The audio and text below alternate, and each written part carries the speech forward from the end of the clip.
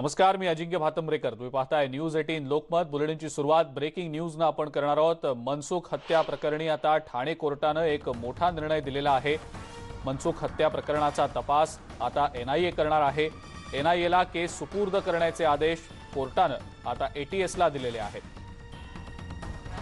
आताची ही breaking news आपण बघतो आहोत. मनसुख हत्या प्रकरणी ठाणे कोर्टानं एक मोठा निर्णय दिलेला आहे. एनआयए आता मनसुख हिरेन हत्या प्रकरणाचा तपास करणार आहे. एनआयएला ही केस सुपूर्द करण्याचे आदेश एटीएसला कोर्टानं दिलेले आहेत. अधिक माहिती या संदर्भातली आपण जाणून घेणार आहोत. विवेक कुलकर्णी आपले प्रतिनिधी आपल्या सोबत आहेत सध्या फोनलाईनवरनं. विवेक, काय नेमकी माहिती आहे? मनसुख हिरेन हत्या प्रकरणाचा तपास आतापर्यंत एटीएस करत होता. आता तपास एनआयएला सुपूर्द करावा असा आदेश ठाण्याच्या कोर्टाने दिलेले आहेत. यापूर्वी आपल्याला माहिती आहे की जेव्हा कार मायकल रोड स्फोटक प्रकरणामध्ये एनआयएनं चौकशी करायला सुरुवात केली होती, त्याचे निषेधपणाचे सगळे धागेदोरे मनसुख हिरेन हत्या प्रकरणात देखील होते. सुरुवातीला या सगळ्या प्रकरणाची चौकशी एनआयएनं केली होती. या स्फोटकं कुठून आणली, गाड्यांचा कसा त्यातला तपास लावण्यात आला होता. मात्र ह्या दोन्ही केस इंटरकनेक्टेड आहेत आणि म्हणूनच काही दिवसांपूर्वी केंद्रीय गृह मंत्रालयाने निर्णय घेतला होता की एनआयए आता या गोष्टीचा तपास करणार आहे आणि आता ठाण्याच्या कोर्टात देखील तोच निर्णय दिला आहे. अजिंक्य. विवेक, धन्यवाद. सविस्तर माहिती आपण दिलीत त्याबद्दल. पुढची ब्रेकिंग न्यूज आता आपण बघणार आहोत. आमदार दिलीप बोरसे यांना केरसाने ग्रामपंचायत कार्यालयामध्ये कोंडण्यात आल्याचा प्रकार घडलेला आहे आणि या संदर्भातली ब्रेकिंग न्यूज देखील आपण बघायची आहे.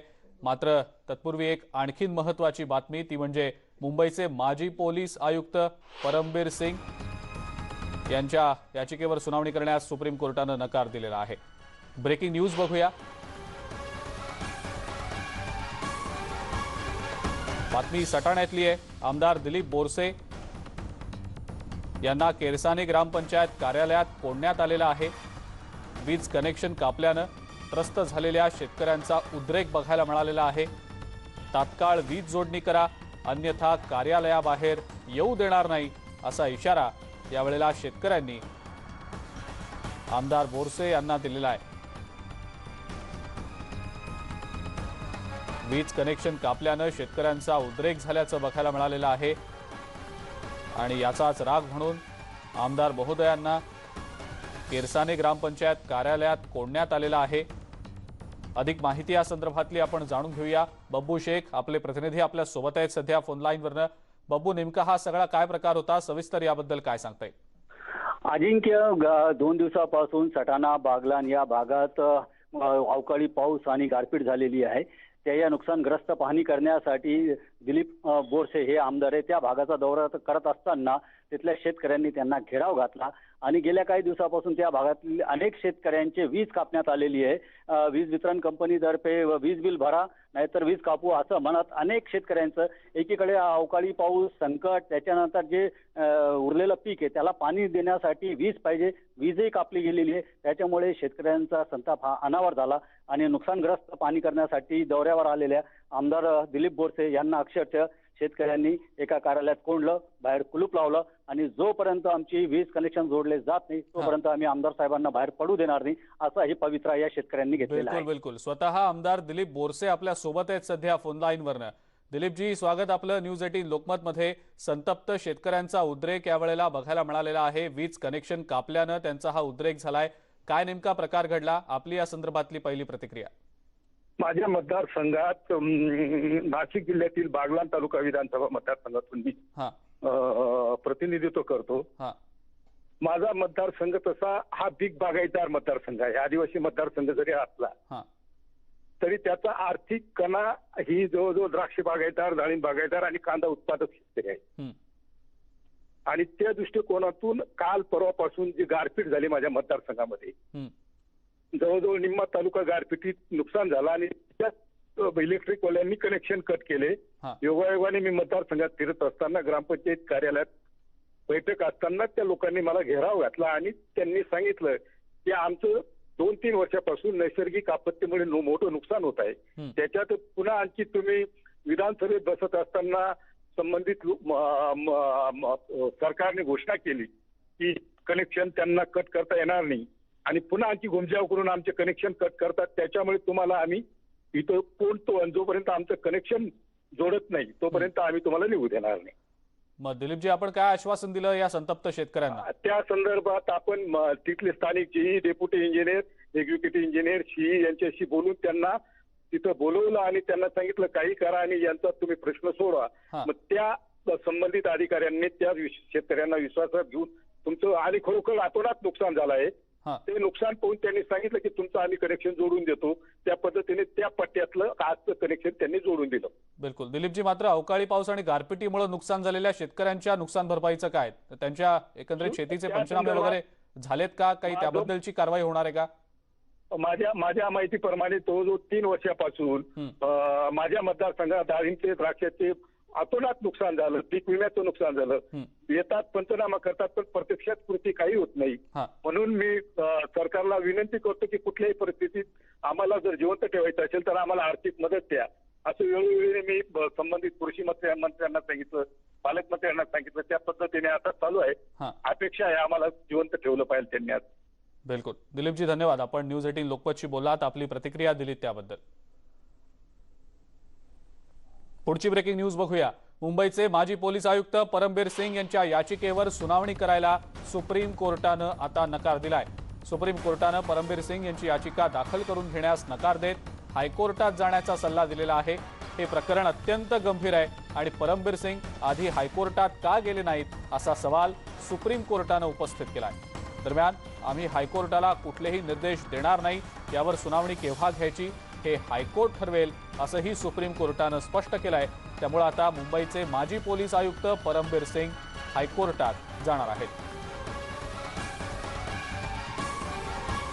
सुप्रीम कोर्टानं दिलेल्या या निर्देशानुसार पुढे नेमकं काय होणार आहे या संदर्भात ॲडव्होकेट विशाल जोगदंड यांच्याशी बातचीत केली आमचे नवी दिल्लीचे प्रतिनिधी प्रशांत लीला रामदास यांनी. माझ्यासोबत आता विशाल जोगदंड आहे, जे सुप्रीम कोर्टातले ज्येष्ठ वकील आहे, त्यांच्याशी आपण चर्चा करूया. विशाल सर, मला सांगा काय याचे परिणाम काय होऊ शकतात? याचे परिणाम असे आहेत की हायकोर्टासमोर हे जे प्रकरण चालेल आणि हायकोर्टासमोर हा जो विषय जो येईल याच्यामध्ये आर्टिकल 226 म्हणजे रिट पिटिशनमध्ये हे प्रकरण जाणार आहे आणि याच्यामध्ये माननीय मंत्री जे आहेत त्यांनाही पार्टी करणं गरजेचं आहे त्यांना. आणि हे जे सर्व प्रकरण आहे या सर्व प्रकरणामध्ये आता आपल्याला हे पाहणं जास्त महत्त्वाचं आहे की ज्या पद्धतीनं सुप्रीम कोर्ट म्हटलं की हे अत्यंत गंभीर प्रकरण आहे, तर मला असं वाटतं की कदाचित याचा परिणाम असा होऊ शकतो की हे प्रकरण त्याच गंभीरतेनं हायकोर्टासमोर सुद्धा जाईल. आणि या प्रकरणामध्ये जे पोलीस डिपार्टमेंट आहे आणि जे ॲडमिनिस्ट्रेटिव्ह साईड आहे या दोन्ही गोष्टी या ठिकाणी पाहण्यात येतील. नाही, सुप्रीम कोर्टामध्ये जसं त्यांनी स्पष्ट केलंय की रश्मी शुक्ला यांनी अतिशय गंभीर आरोप लगावलेले आहे. एक प्रशासकीय अधिकारी सुप्रीम कोर्टात येतो, त्या संदर्भात दुसऱ्या प्रशासकीय अधिकारी रश्मी शुक्ला यांच्यावरती आरोप होतात. असे अधिकार असतात का एखाद्या प्रशासकीय अधिकाऱ्याच्या सुप्रीम कोर्टामध्ये येण्याचे? याच्यामध्ये सगळ्यात मोठं जे प्रकरण आहे की तुम्ही तुमच्या राज्यामधले जे काही एकमेकाविषयीचे प्रश्न आहेत ते तुम्ही असे सुप्रीम कोर्टात आणू शकत नाहीये. सुप्रीम कोर्ट हे कॉन्स्टिट्युशनल कोर्ट आहे. या कोर्टासमोर तेच प्रश्न यायला पाहिजे ज्याच्यामध्ये क्वेश्चन ऑफ लॉ आहे. आणि आपण पाहिलं की हायकोर्टासमोर तुम्ही फॅक्ट्स घेऊन जाऊ शकता, सुप्रीम कोर्टातही घेऊन येऊ शकता, पण तसं ते प्रकरण पाहिजे. परंतु इथं ॲडमिनिस्ट्रेटिव्ह साईडवर असलेले जे प्रश्न आहेत, दोघांची भांडणं जे आहेत किंवा त्याच्यामध्ये तुमच्यातला जो काही मनमुटाव असेल तो तुम्ही इथं आणण्याचं काही कारण नाही आहे आणि तुम्ही आरोप मात्र गंभीर प्रकारचे करतायत. तर अशा दोन्ही गोष्टी फार महत्त्वाच्या आहेत. नाही, न्यायमूर्ती संजय किशन कौल आणि न्यायमूर्ती सुभाष शेट्टी यांनी जे सदस्य खंडपीठाने निर्णय दिला आहे की आपण उच्च न्यायालयात का गेला नाहीये, याचा अर्थ असा होता परमजीत सिंग यांची चूक झाली. याच्यामध्ये असं आहे की चूक म्हणता येणार नाही. याच्यामध्ये तुम्ही अप्रोच होऊ शकता, तुम्ही सुप्रीम कोर्टातही जाऊ शकता आणि हायकोर्टातही जाऊ शकता. हायकोर्टात गेला असाल तर तुम्हाला जास्त वेळ पण मिळतो, तुम्हाला जास्त विस्तृतपणे गोष्टी मांडता येतात. सुप्रीम कोर्टामध्ये आर्टिकल 32 खाली तुम्ही ते सगळं करू शकता. परंतु जो एक सगळ्यात महत्त्वाची गोष्ट आहे, आता आपण पाहत असाल आर्टिकल 226चा अर्थ काय होतो? 226 खाली तुम्ही रिट पिटिशन करू शकता. हायकोर्टाला ते अधिकार आहेत देशामधील. म्हणजे 226 खाली हायकोर्टामध्ये आणि 32 खाली सुप्रीम कोर्टामध्ये तुम्ही रिट पिटिशन करत असता. एक शेवटचा प्रश्न करतो सर तुम्हाला की या सगळ्या ह्याच्यामध्ये जर बघितलं की ज्या पद्धतीने म्हटलंय की इंटरव्हेन्शन आहे जे या संदर्भात, त्या इंटरव्हेन्शनलाही तिथे अलाउ करावं. सुप्रीम कोर्टामध्ये या संदर्भात काही दस्तक याचिका देण्यात आल्या होत्या, त्याही याचिका करताना तिथे इन्क्लूड करावं असं सुप्रीम कोर्टाने सूचना केली आहे. याचा अर्थ काय होतो? याचा अर्थ काही होत नाही. याच्यामध्ये एकच होईल की हायकोर्टासमोर गेल्यानंतर ते हायकोर्ट डिसाईड करेल की या इतर जे लोक मध्ये इंटरव्हेन करायचं मागतायत त्यांना ते करण्याचे काही ग्राउंड आहे का, कोण आहेत ते, कशासाठी त्यांना इंटरव्हेन करायचं हे पाहिलं जाईल. धन्यवाद. हे होते ॲडव्होकेट विशाल जोगदंडे आणि अतिशय स्पष्ट हा जो संपूर्ण ऑर्डर आलेला आहे सुप्रीम कोर्टाचा त्याचं विस्तृत विश्लेषण केलेलं आहे. जे भ्रष्टाचाराच्या आरोपांमध्ये गुंतले ते आमच्यावर कसला आरोप करतात असा सवाल नाना पटोले यांनी उपस्थित केलाय. फडणवीस सरकारमध्ये वाटा आणि घाटा पाहिलेला आहे, काँग्रेस असले वाटे घेत नाही असंही पटोले म्हणाले. राज्यपालांची भूमिका संशयास्पद असून राजभवन हे भाजपचं कार्यालय झाल्याचा टोलाही नाना पटोले यांनी लगावलेला आहे.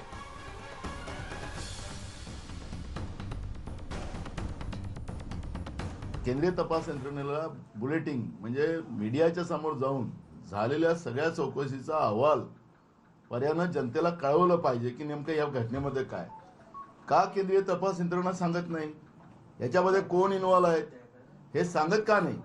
आखरी केंद्रीय तपास यंत्रणेकडे तुम्ही तातडीने हे प्रकरण घेऊन नेलात, त्याची कारणं काय. आणि या सगळ्या प्रकरणामध्ये विरोधी पक्षच चुकीचं या महाराष्ट्राला वेगळ्या दिशेला घेऊन चाललेला आहे.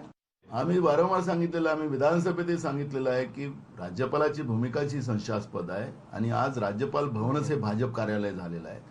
हे काही लपलेलं नाही आहे. त्यांनी काय रिपोर्ट द्यावी, काय करावी तो त्यांचा अधिकार आहे. पण ज्या पद्धतीनं महाराष्ट्राला बदनाम करण्याचा ठेका भाजपने जो घेतलेला आहे ते महाराष्ट्राची जनता यांना माफ करणार नाही. निश्चितपणे फडणवीस सरकारमध्ये जे काही पाप झालेत ते राज्य सरकारने उघडकीस करावे. आणि काँग्रेस, आता रश्मी शुक्लाचं नाव तुम्हीच घेतलं, फडणवीस काल परमवीर सिंगचं नाव, आता परमवीर सिंग कोणाच्या याच्यावर होते पेरोलवर ते पण माहिती आहे. म्हणून वाटा भाजपवाले कसे घेतात हे आता जनता ओळखायला लागलेली आहे.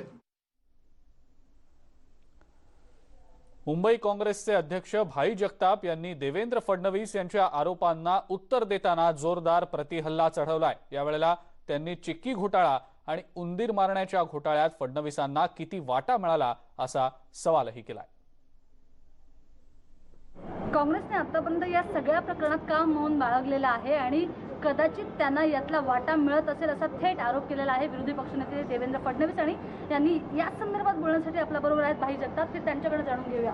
तुम्हाला वाटा मिळतो या सगळ्या प्रकरणामध्ये आणि म्हणून तुम्ही बोलत नाहीये, तुमची भूमिका काय आहे समोर आणत नाहीये असा थेट फडणवीसांचा आरोप आहे काँग्रेसवर.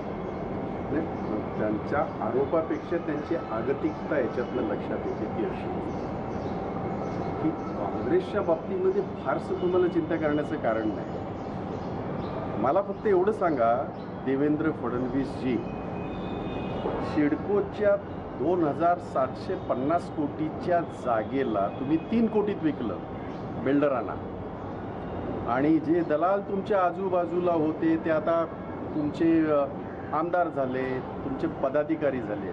किती वाटा मिळाला देवेंद्र फडणवीसजी तुम्हाला? चिक्कीमधला किती वाटा खाल्ला देवेंद्र फडणवीस तुम्ही?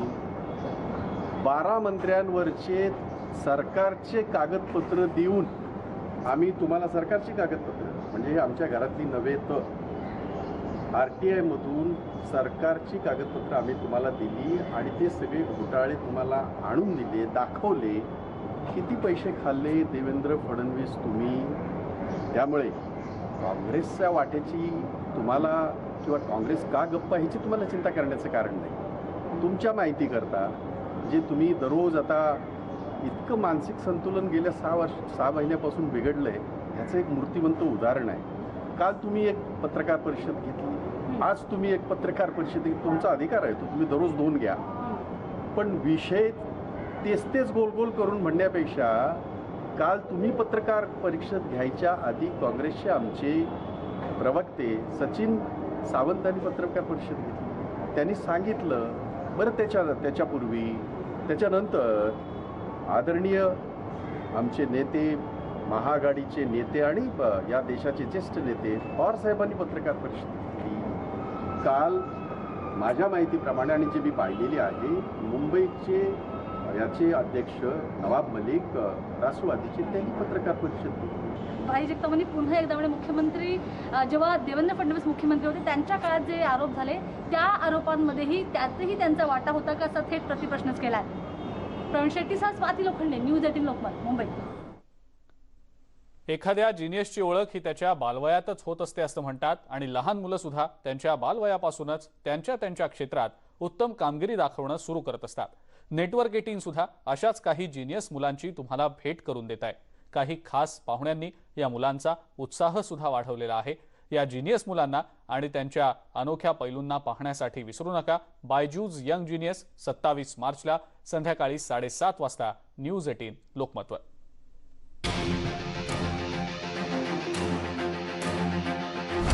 ये बच्चे नहीं कमाल हैं, हुनर है, जुनून है, दिमाग की ताकत का धमाल है और मासूमियत के साथ हिम्मत की शानदार मिसाल है. आप सिर्फ पियानो बजाते हैं और do you play other instruments also?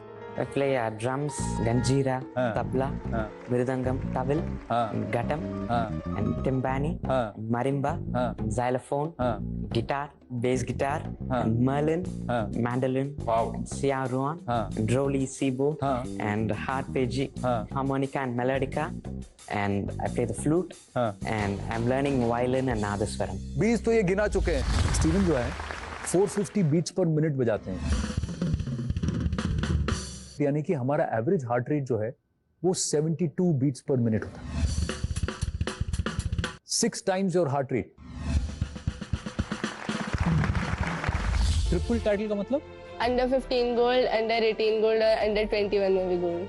Under 21 में भी गोल्ड? हाँ. यानी अपने से बड़ों को आपने हराया. हाँ. Odisha is located in the eastern coast of India. Now I'll say some major rivers of Odisha. Mahanadi, Hasdo, Ib, Man, Shionath, Om, Jom, Tel, Brahmani, Vaitarini, Rushikulya, Nagavali, Vansadhara, Bilwakhai, Kwakhai, Kathajodi, Lunna, Chitratpala, Birupa, Baghua, Bahuda.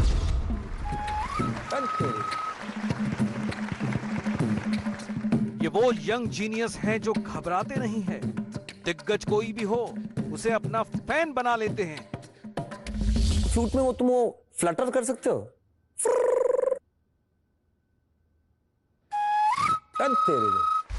But you like a really simple beat like a.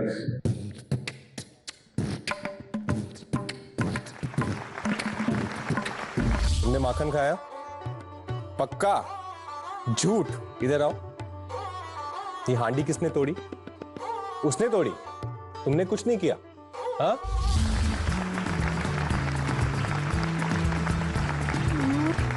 मैं करके दिखाती हूँ, वो आप करके दिखाओ. अब अच्छा, अब पूजा कुछ करके दिखाई. वो आप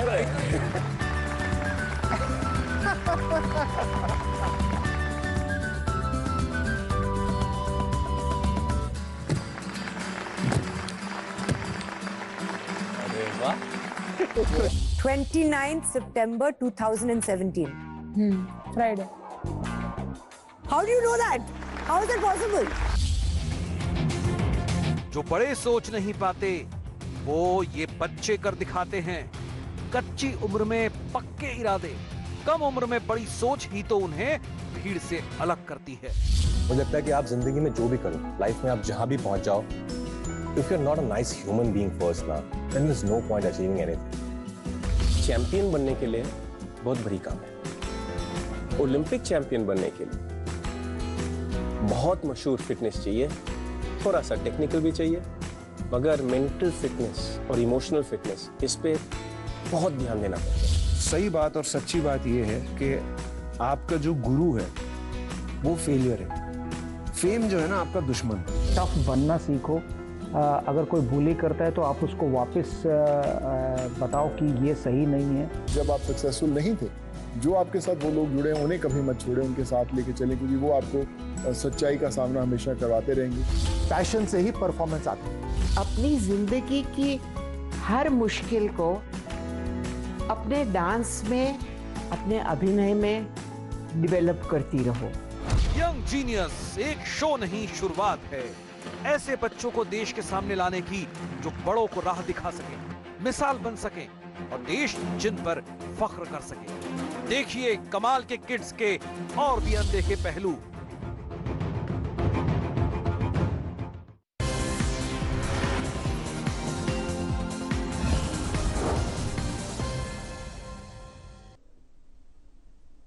ब्रेकनंतर आपल्या सगळ्यांचं पुन्हा एकदा स्वागत. शिर्डी आंतरराष्ट्रीय विमानतळाहून आता प्रवासी विमान सेवेसह कार्गो सेवाही सुरू होणार आहे. यामुळे कमी वेळेत शेतीमालासह इतर माल देशातल्या महत्त्वाच्या शहरांमध्ये सुद्धा पाठवता येणार आहे. त्यामुळे शेतकरी आणि व्यापाऱ्यांना दिलासा मिळणार आहे. सुरुवातीला प्रवासी विमानातून मर्यादित स्वरूपात माल वाहतूक केली जाणार असून प्रतिसाद पाहून त्यानंतर स्वतंत्र माल वाहतूक व्यवस्था सुरू करण्यात येणार असल्याची माहिती शिर्डी विमानतळाचे व्यवस्थापकीय संचालक दीपक शास्त्री यांनी दिलेली आहे. तर कार्गो सेवेसाठी 2 वर्षांपासून पाठपुरावा सुरू होता. अखेर नागरी उड्डाण सुरक्षा ब्युरोनं हिरवा कंदील दिल्यानंतर येत्या 1 ते 2 दिवसात कार्गो सेवा सुरू होणार आहे. आणि या सगळ्या महत्त्वाच्या बातम्यांसोबतच बुलेटिनमध्ये वेळ झाली इथंच थांबण्याची. मात्र जाता जाता एक महत्त्वाचं आवाहन करायचंय, ते म्हणजे कोरोनाचा प्रादुर्भाव राज्यामध्ये आणि तुमच्या शहरांमध्ये वाढतोय. त्यामुळे कोरोना प्रतिबंधक नियमांचं काटेकोरपणे पालन करणं आता गरजेचं बनलेलं आहे. सोबत सर्वात महत्त्वाचं ते म्हणजे मास्क वापरा, कारण अजूनही काही नागरिक मास्क वापरताना दिसत नाहीयेत. मास्क वापरा, तुमच्यासोबत तुमच्या कुटुंबाचंही संरक्षण करा आणि कोरोनावर नियंत्रण मिळवण्यामध्ये सहकार्य करा. बघत रहा न्यूज 18 लोकमत.